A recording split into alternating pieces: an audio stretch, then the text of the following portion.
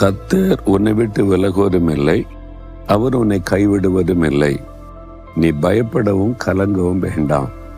பயம், கலக்கம். ஏதோ ஒரு காரியத்தை குறித்த பயம், உள்ளத்துல ஒரு கலக்கம். பெரும்பாலும் எப்போ அந்த கலக்கம், பயம் வரும் தெரியுமா? ஆண்டவர் என்னை விட்டு விலகிட்டாரோ, ஆண்டவர் என்னை மறந்துட்டாரோ, ஆண்டவர் என்னை கைவிட்டு விட்டாரோ அப்படின்ற சூழ்நிலை வரும்போது, ஒரு தனித்து விடப்பட்ட நிலைமை வரும்போது உள்ளத்துல பயம், கலக்கம் வரும். உங்க வாழ்க்கையில கூட, உங்க குடும்பத்துல எல்லாரும் இருக்கிறாங்க, வேலை செய்யற இடத்துல ஃப்ரெண்ட்ஸ் எல்லாம் இருக்கிறாங்க. ஆனாலும் சில சமயம் எல்லாரும் உங்களை மறந்துட்ட மாதிரி, உங்களை விட்டு விலகிட்ட மாதிரி, நீங்க தனித்து விடப்பட்ட ஒரு உணர்வு.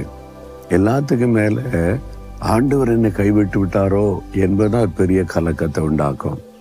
ஆனா ஆண்டவருடைய வசனம் என்ன சொல்லுது? அவர் உன்னை விட்டு விலகவும் மாட்டாரு, உன்னை கை